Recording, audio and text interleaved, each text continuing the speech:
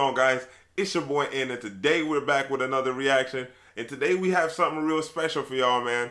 For those who've seen my Shang-Chi trailer, this is ScreenCrush's Everything You Missed in the Shang-Chi trailer. This is their trailer breakdown where they got 43 Easter eggs or missing clues that we didn't get to pick up in that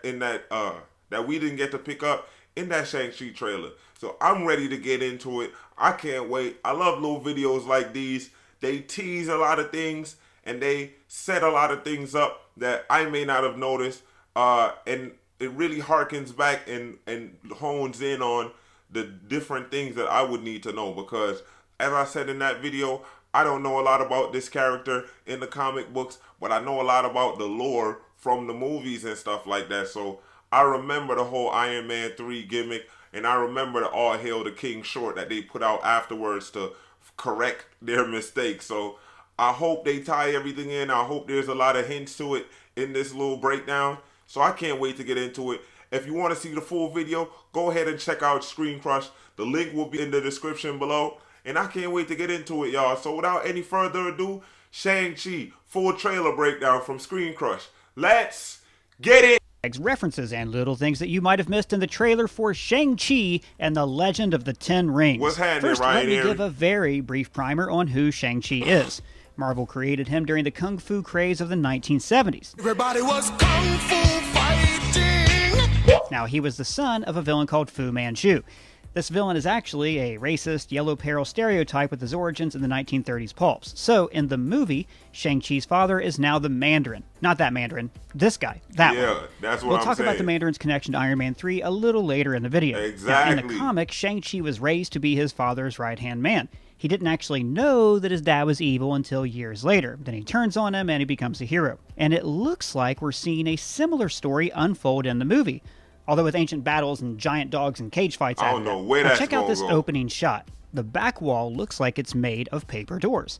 The center of each door is 2 interlocking rings. 5 doors makes 10 rings, the name of the Mandarin's criminal organization that I will fully explain later in the video. This opening scene shows Shang-Chi revisiting the place of his something I would've childhood never training, thought of. and it makes my knuckles hurt just looking at it. Shit, amazing. Great training. In the movie, the Mandarin raised Shang-Chi to be his heir, then let him do a walkabout for a decade, presumably where he learned to be a good guy and not just a living weapon. We see here that he's living a very humble life in a garage, And a far killing cry them from his push-ups. palace where he was raised. And right here, there's also a poster for the film Kung Fu Hustle. Hey, I gotta stop it right there. Yo, Kung Fu Hustle is one of the greatest action comedies ever made. Don't argue with me. I don't care what you think. Amazing. Back to it.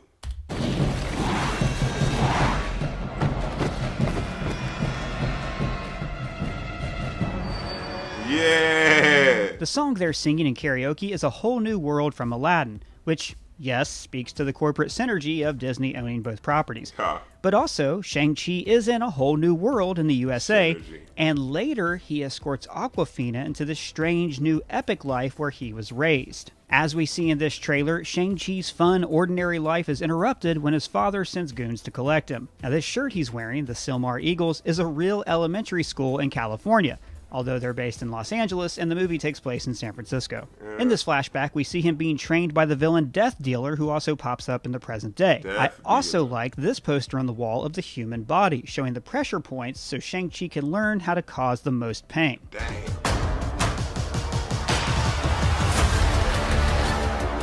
You walked in my Cold. shadow.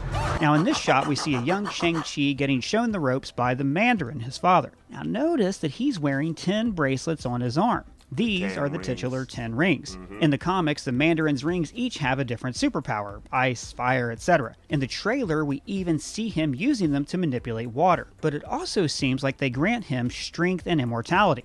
Notice this shot of him smashing up a table. Now, the 10 rings are not only a magic artifact. In the MCU, they're a criminal organization that controls, well, basically everything. But Right. more on them in a minute, I promise. Now, we also see him Get arrive at to some it kind of already. cage fighting club with his friends. This is also where he encounters this villain, Razor Fist. Razor Fist. In the comics, he's an assassin who decides to go and make it impossible to ever go to the bathroom by giving himself sword hands. Sword hands, great band name, I call it. Also, in this cage fight, one of the wall paintings seems inspired by the shield of Captain America. And the character inside this wall art is a deep-cut MCU Easter egg to your mom. This is also where Shang-Chi fights his sister, Zhang Li. Now, this story might unfold like the parable of the prodigal son, where he's the one who goes off to live in the world, she stays behind to serve her father, but he still wants his prodigal son to inherit the kingdom.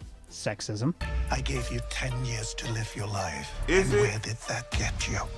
Elsewhere in the trailer, we see Razor Fist fighting Shang-Chi on a bus, so it seems like the Mandarin sends his cronies to bring his son back, and they succeed. I trained you. So the most dangerous people in the world couldn't kill you. Now we see a helicopter landing on a 10 Rings landing pad, and we see that Shang-Chi and Awkwafina have both arrived in China, which is pretty great. She's hilarious, and she'll be the Darcy character, commenting on all these weird, messed up events as they happen. Look at you! Still all muscly and everything.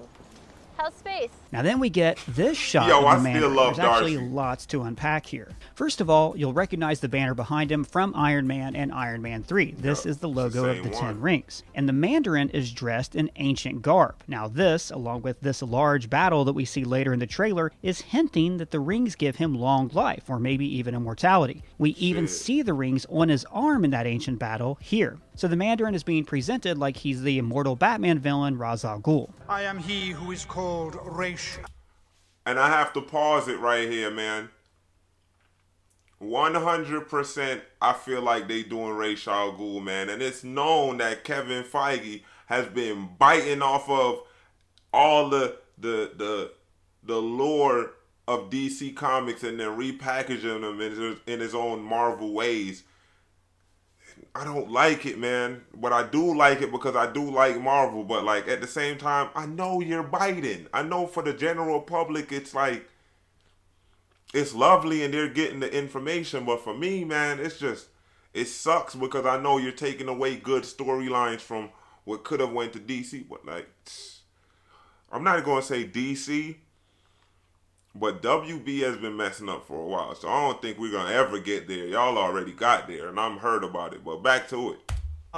This ancient battle looks like it's going to be amazing. These big creatures are called Fu Dogs. In Buddhist mythology, these are ancient guardians who protect the sacred sites of ancestors from defilement. And maybe all of this is hinting to an appearance by the giant dragon villain, Fin Fang Foom. In the comics, this ancient dragon is actually an alien being who was buried for thousands of years. Now, the Mandarin's rings actually come from the same ship that brought Fin Fang Foom to Earth. When the Mandarin gets the rings, it also woke the dragon from his slumber. So I think that in the movie, the ring's true power will be to awaken and control this dragon. There's even wall art of a dragon right here that could be a small hint about the appearance of Fin Fang Foom. This would explain how the Ten Rings organization became so powerful. The Mandarin has been around for centuries, building a secret criminal empire. So you'll remember that Tony Stark was originally kidnapped by the Ten Rings. This is their logo here. Then later in Iron Man 3, Aldrich Killian hires Trevor Slattery to pretend to be the Mandarin, a figurehead in charge of what he believed was a fictional organization. I'll have the West's most powerful leader in one hand and the world's most feared terrorist in the other. I'll own the war on terror. But then, in the short film All Hail the King, it was revealed that there is a real Mandarin, and he was mad at Trevor for mocking him. I'm talking about the Ten Rings. Come again? The terrorist group, historically associated with the Mandarin. So for several years, we've had this setup that there is a real Mandarin, the shadowy big bad who would later threaten the MCU. Don't know the history of the Mandarin himself. He was a warrior king. Inspired generations of men through the Middle Ages, perhaps even further back in time. Basically, fans hated the Slattery reveal so much that Marvel retconned it and are giving us an actual badass Mandarin villain. And I love the way how the camera just moved in and he picked his head up. And how about this bus fight? Showtime! By the way, does this guy on the bus look familiar? Okay, Spider-Man! Don't flip! Yeah! The bus goes past Ghirardelli Square, which is in San Francisco. You might be wondering, if this movie takes place in San Francisco, then why doesn't Ant-Man and or the Wasp pitch in to help out?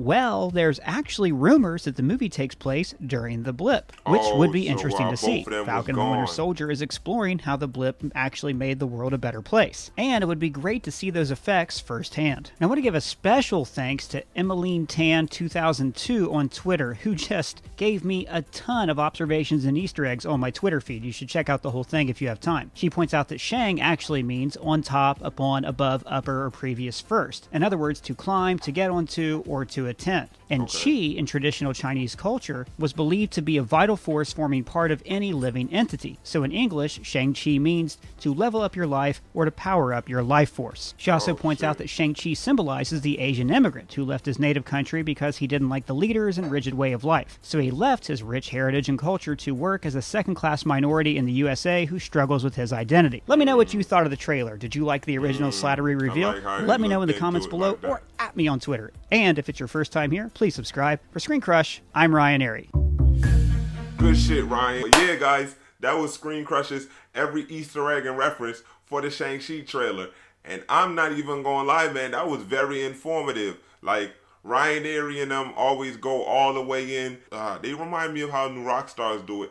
But they go in and bring up every single little reference, what it could mean, what is that a reference to, and they even brought it back and found a guy that played in Spider-Man Homecoming in this one. Shit, he was just on a trip and ended up right next to another superhero. So, you know, in-universe continuity, I liked it. He went from New York to San Francisco.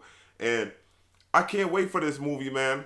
Like I told you in the video that I did for the breakdown, this just bumped my anticipation all the way up. And this, I love martial arts film. I love Asian style movies.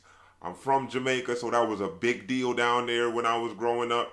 Always loved that kind of style, and Jackie Chan, and I loved the way how on the bus when he was fighting kind of unorthodox, and then hit the little jacket flip like how Jackie Chan did in several of his movies. So I like how they're incorporating a little bit of everything.